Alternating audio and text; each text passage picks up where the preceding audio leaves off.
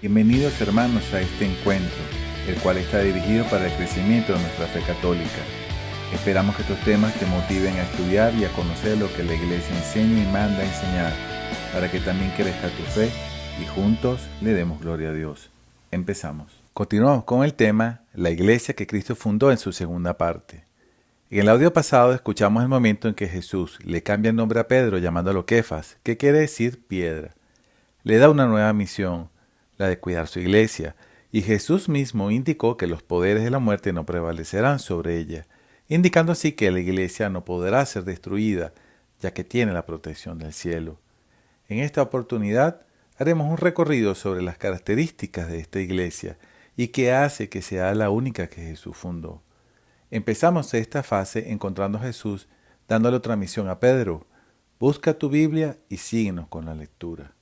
Leamos juntos el Evangelio de Lucas, capítulo 22, versículo 31 al 32.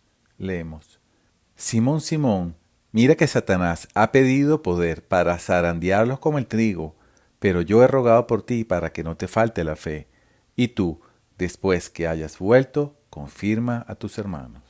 Encontramos aquí tres elementos muy importantes. Primero, Jesús indica que el peor enemigo de los hombres, que es Satanás, pide permiso para sacudirlos como el trigo.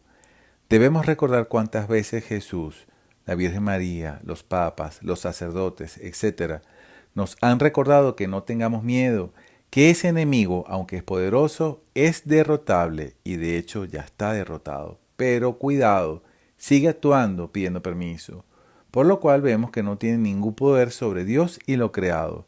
Actúa bajo permiso de Dios, por tanto existe. Hermano, este tema, que puede resultar muy teológico para este momento, lo tocaremos en un futuro encuentro. No te preocupes.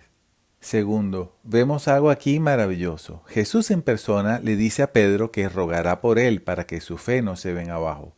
Si se dan cuenta, ruega por Pedro y no por los demás apóstoles, indicando así la importancia de Pedro dentro de ellos. Tercero, previendo lo que iba a suceder con la negación de Pedro, le dice que cuando vuelva tendrá que fortalecer a sus hermanos. La interpretación de esto es que Pedro, como cabeza de los apóstoles, tiene la responsabilidad de guiar y sostenerles durante los duros tiempos que están por venir. Si vemos más allá en la historia, el mismo Pedro tuvo un papel muy importante en la guía de la iglesia de los primeros tiempos. Ahora bien, en estos tiempos, los sucesores de Pedro, que han sido los papas, han sido los responsables de guiar a la iglesia y a todo el colegio cardinalicio, obispos, sacerdotes, religiosos, en fin, a la iglesia entera.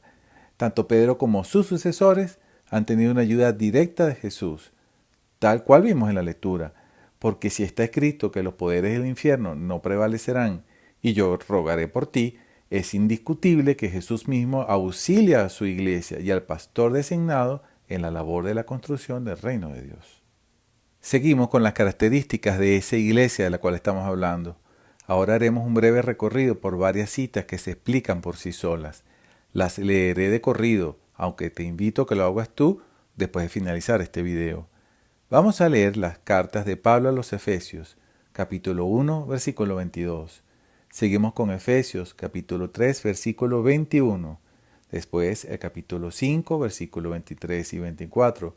Y terminamos con Efesios, capítulo 5, versículo 27. No te preocupes por anotarlas, ya que en las descripciones del video encontraremos las citas que usaremos, así que vamos a leerlas.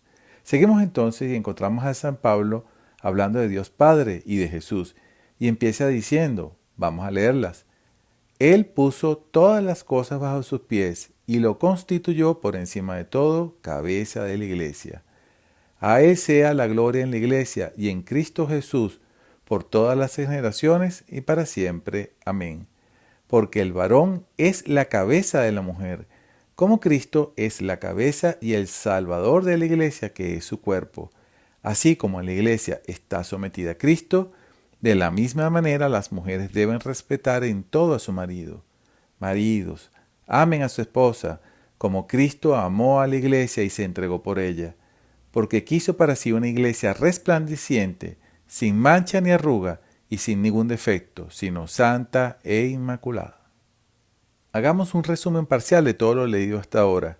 Y vemos que Dios Padre le dio todo el poder a Jesús, que es su Hijo y es Dios también, que a Dios se le da la gloria en la iglesia, donde Jesús es la cabeza, siendo nosotros parte de la iglesia que es el cuerpo místico de Jesús. Y esta, la iglesia, es santa porque el que la constituyó, o sea Jesús, es santo. En pocas palabras, si Jesús es santo, todo lo que haga es santo por su misma naturaleza.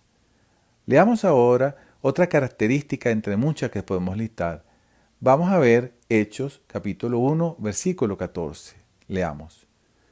Todos ellos, íntimamente unidos, se dedicaban a la oración en compañía de algunas mujeres, de María, la madre de Jesús, y de sus hermanos. Nos dice la Escritura que en esta iglesia estaban íntimamente unidos en oración, y oh sorpresa, está María, la madre de Jesús, en medio de ellos. Leamos ahora lo que nos dice San Pablo en la primera carta a los Corintios, donde Pablo está explicando una serie de eventos que han venido sucediendo. Ubiquemos en la Biblia entonces la primera carta a los Corintios, capítulo 15, versículo 9. Leemos.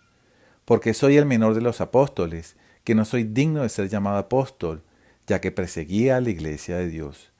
Vemos en esta etapa otra de las características de la iglesia de Cristo, la persecución.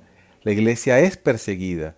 Continúa pasando hoy, donde vemos que constantemente, tanto de adentro como de afuera, recibe críticas, injurias y persecuciones.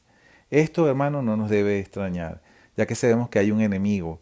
Pero el mismo Jesús, previendo esto, dijo que la cuidaría, indicando también que esos poderes infernales no podrán contra ella. Pero hay mucho más que San Pablo nos ha dicho. Leamos la primera carta a Timoteo, capítulo 3, versículo 15. Leemos. Pero si tardo, para que así sepas cómo hay que comportarse en la casa de Dios, que es la iglesia de Dios vivo, columna y fundamento de la verdad. Pablo nos revela dos cosas muy importantes. Primero, le indica a Timoteo que la casa de Dios vivo es la iglesia, que le ha enseñado un código de conducta, ya que si es casa de Dios, entonces, sin entrar en muchos detalles, es santa. Segundo, aquí viene otra revelación aún más importante, ya que dice que es pilar y fundamento de la verdad, lo cual no queda duda entonces que es columna que sostiene algo muy importante, y es el cimiento donde reposa la verdad que debemos creer. Concluimos entonces, hermanos, este tema de dos encuentros, entendiendo que Dios Padre constituye a Jesús como Señor de todo lo creado.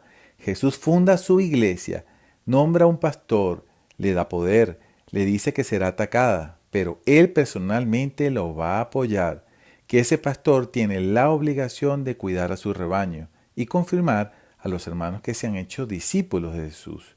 Pero hay más, que esa iglesia es santa, que Jesús está a la cabeza. Los que se hacen discípulos de Jesús somos miembros de esa iglesia y que su madre, la Virgen María, está presente y, mejor dicho, en medio de esa iglesia acompañando a los apóstoles. Y a nosotros también en la labor que nos mandó a Jesús de llevar el Evangelio a todas las naciones. También que esa iglesia será perseguida, pero tiene la protección de Dios y que en ella reposa, como lo ha hecho, toda la verdad revelada por Jesús. Ya sabes, hermano, tú que me escuchas, debes estar atento a los símbolos, presta atención.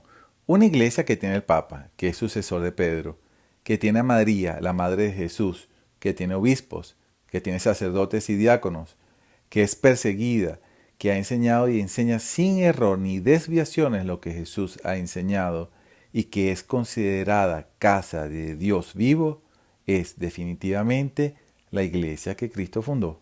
Alabado sea Jesucristo. Finalizamos por el día de hoy. Gracias por sintonizarnos. No olvides seguirnos en nuestras redes, ya que por esa vía te informaremos de nuestro próximo encuentro.